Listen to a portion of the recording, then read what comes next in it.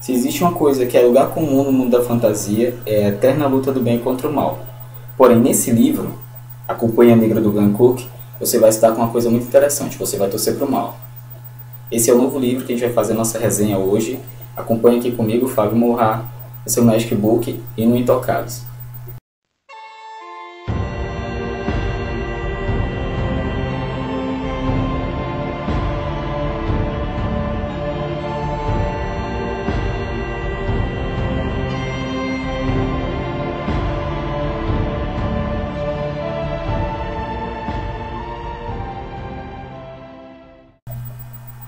A Companhia Negra é o primeiro e o mais bem-sucedido livro do escritor norte-americano Glenn Cook.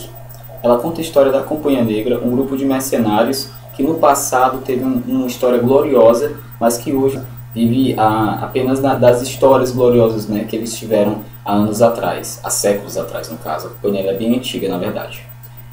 A história conta, em um determinado momento da Companhia Negra, um período de reviravolta, quando ela se vê, na verdade, talvez no seu período mais decadente, onde ela existe hoje, só para proteger uma pequena ilha, um lugar insignificante, numa parte não importante do planeta, do mundo, criado pelo Glenn Cook, onde ela recebe uma proposta, trabalhar para a Dama. A Dama é basicamente a vilã da história. Então, a partir desse momento, você vai ler a história de um grupo de vilões, assim. Aqueles que lutam pelo bem não estão do lado da Companhia Negra. Na verdade, você vai torcer por essa companhia contra os rebeldes. Isso é muito interessante. O Glenn Cook consegue fazer isso de uma maneira muito pessoal, muito verdadeira, e você fica logo impressionado como você realmente sabe que aquele dali é o mal, que aquele dali é o lugar errado, mas você não tem como não se apegar aos personagens que são tão reais, tão vivos, e depois de um tempo você nota que você também faz parte dessa Companhia Negra. A história é contada pela perspectiva do Chagas. O Chagas, ele é o médico e também aquele responsável por guardar todas as memórias da Companhia Negra. Ele é um dos poucos que sabe escrever, e ele, além disso, ele é também um cara que ele tem uma personalidade diferente do comum daqueles que fazem parte da companhia, né? Ele é um cara que ele gosta de poesia, ele é romântico, porém ele não é bobo e nem é bonzinho, na verdade. O que acontece é que ele tem os seus conceitos morais, éticos, talvez mais apurados, mais desenvolvidos do que aqueles outros que fazem parte da companhia, que são seus amigos e são seus irmãos, e que apesar de serem monstros, dependendo da situação, eles têm realmente como se fossem pessoas que são muito importantes para ele. Então, ele faz vista grossa para coisas horríveis que eles fazem, e às vezes tenta evitar também de que eles façam coisas até piores. O Chagas, ele tem uma coisa interessante. Todos ali no mundo têm a ideia de como a Dama como um monstro, assim. Um ser que existe nesse mundo, um tirano destruidor, né, vil, cruel. E já o Chagas gosta de criar romances sobre a Dama, né? Ele imagina uma mulher linda, um ser assim de extrema beleza, e ele faz poesia sobre ela. E quem é a Dama? A Dama, além de ser um mistério, o pouco que se sabe é que na verdade ela é uma entidade que já existe pelo menos alguns milhares de anos, e que no passado ela, junto com seu antigo esposo, o Dominador, se uniram para derrotar todos os outros magos que existiam no mundo e assim dominar o mundo, né? Existia o Dominador e a Dama.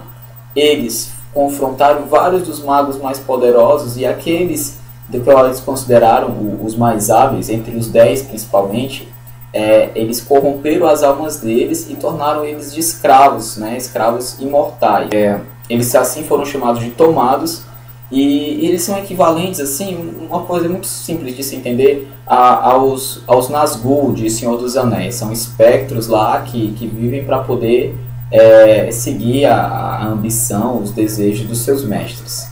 Porém, no passado, a Dama, o Dominador e os seus Tomados foram derrotados por uma outra maga, né? Essa sim, aparentemente uma maga do bem, chamada Rosa Branca. A Rosa Branca, ela foi quem liderou o povo livre, os rebeldes, contra a tirania lá do casal, do mal, e ela conseguiu, juntamente com seus aliados, derrotar e aprisionar todo no caso, a Dama, o Dominador e os Tomados.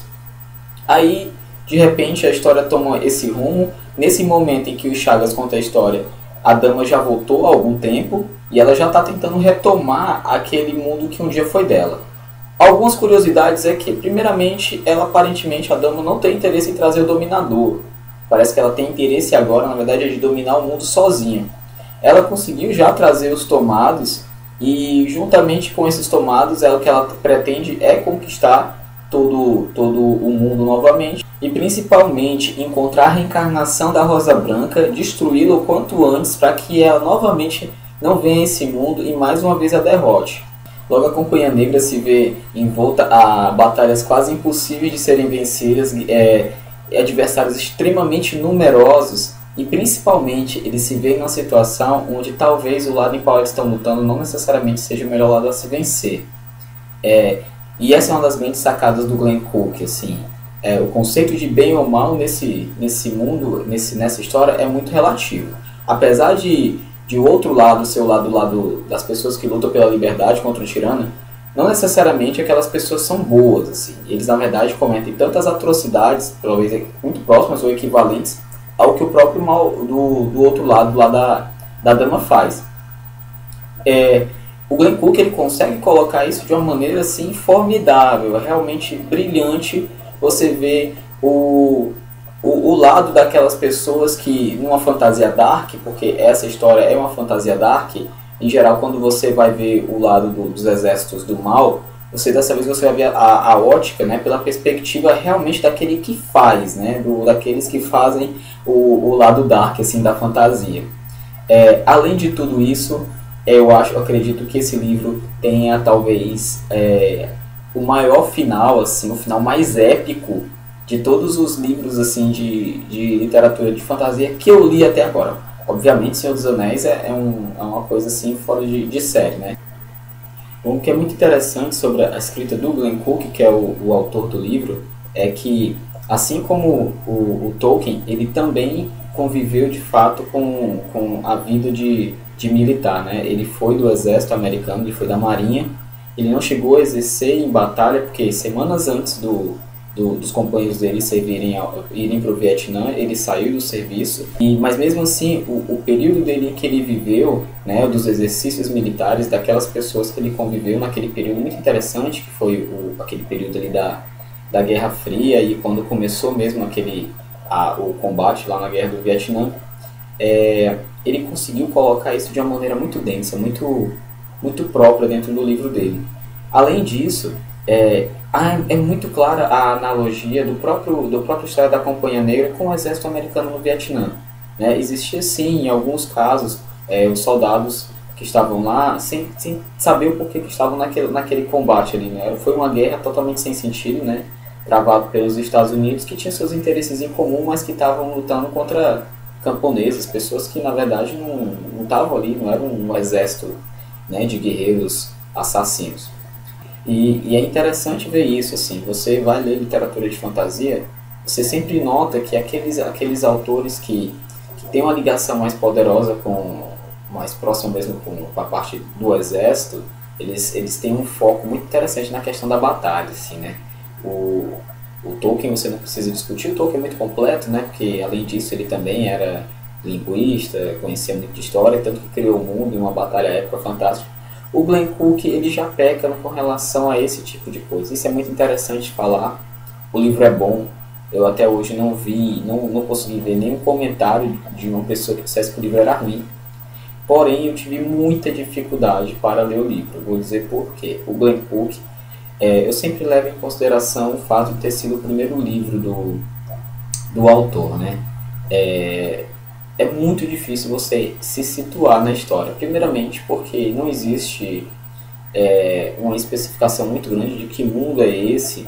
Por vezes você não nota a passagem do tempo, né? Faltou um pouco talvez ainda de sensibilidade dele nesse primeiro livro para poder conseguir espalhar bem as coisas, assim, dividir bem os acontecimentos. Existe uma outra coisa que eu entendo que realmente faz parte da escrita dele, que para ele era importante, mas tem algumas coisas que são um pouco maçantes. Por exemplo, capítulos em que você vê basicamente uma conversa entre os soldados jogando carteados. Porém, é totalmente aceitável, até a proposta dele é justamente humanizar esses personagens, até porque, em teoria, eles são os vilões da história, então esses momentos são muito importantes para que você crie afinidade com aqueles personagens. Você cria. Basicamente, a história ela vai seguindo uma ideia de mistério, né? E muitas coisas vão se resolvendo muito em cima da hora, assim. Então, é um pouco complicado. Existem aquelas reviravoltas, né? Ele consegue fazer isso, até interessante dizer, assim, quando você pensa que ele vai perder a mão no livro, parece que ele tinha já uma cartada na manga ali e ele consegue realmente fazer com que o livro se torne interessante. Porém, eu posso dizer, assim, sem sombra de dúvidas, que as 100 últimas páginas do livro são inesquecíveis. O restante, se você fizesse 3 capítulos para poder dizer o que é que aconteceria antes daquilo dali, eu acho que não seria exagero dizer que seria um pouco dispensável. Obviamente, tem alguma coisinha ali ou outra que vai influenciar na história, mas o grosso da história, o bom realmente, o que faz esse livro ser excepcional é a grande batalha final. Assim. Eu sei que outra coisa que é importante dizer é que, na verdade, a Companhia Negra é apenas o primeiro livro de uma saga, né, de crônicas, de 10 crônicas, que já saíram até agora. No Brasil já saiu o segundo, que eu tenho aqui, Sombras Eternas. Esse aqui eu ainda não li, né? Ainda vou, quando eu tiver tempo. O livro ele também te engana um pouco e vou explicar um pouco por quê. Bom, eu comprei o livro por sorte, assim, nas lojas americanas. Acho que quem vai nas americanas hoje sabe que tem uma prateleira ou duas lá com alguns livros lá perdidos. Eu comprei o livro, pois ao olhar o livro eu vi a seguinte descrição, né? Tolkien encontra Bernard Cornwell. Quando eu li isso eu quase caí para trás, assim. Eu não consigo imaginar um encontro mais perfeito e... Enfim, seria impressionante, assim, meu Deus do céu, Bernard Cornwell para mim é o maior. E Tolkien é incrível, então eu pensei, não, eu tenho que comprar esse livro aqui. Não interessa quanto ele é, eu vou dar o quanto for necessário. Ele era caro, foi R$19. É decepcionante se você pensar por essa ótica. Você pensar, esperar um Tolkien ou um Bernard Cornwell, você não vai encontrar isso. A forma da escrita dele não é igual a do Bernard Cornwell. O Bernard Cornwell, ele com certeza, ele contextualiza muito mais, isso é indiscutível. E o Tolkien, com relação ao lado da fantasia, é diferente também. Então, eu acho que não é aconselhável se você pegar por essa descrição. Eu acho até que prejudicou. Eu fiquei esperando durante capítulos e capítulos que isso acontecesse e não aconteceu. No entanto, o livro é realmente bom, assim. Ele está entre o bom e muito bom, se eu poderia dizer. Eu não foi, sei lá, talvez não me pegou tanto porque essa descrição do que quebrou. Eu acredito até que os próximos livros vão ser bem melhores. Por quê?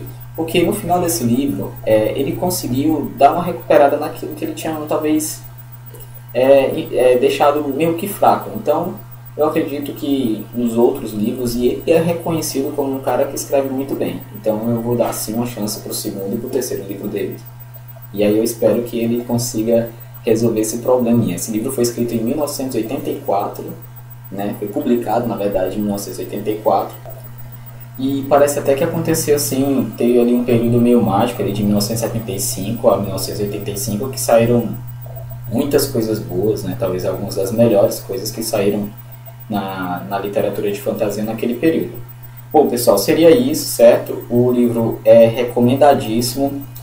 Eu quero, mais uma vez, mandar um grande abraço para a galera do Intocados, né? Esse site fantástico aí que está promovendo muitos eventos bacanas, que tem ótimas matérias, entrevistas fantásticas e exclusivas, que agora eu faço parte e que tem dado todo o apoio. Então eu quero agradecer a todo mundo, a galera que tem me enviado livros, assim, que tem me emprestado livros para poder ler. Fábio, faz uma resenha sobre tal livro. Continuem, pessoal, por favor, comentando, continuem aí favoritando, curtindo, seja pelo canal do YouTube ou seja pelo Intocados. Se possível, eu faço os dois. E eu quero desejar enfim, um grande abraço a todos, pessoal. Até a próxima. Tchau, tchau.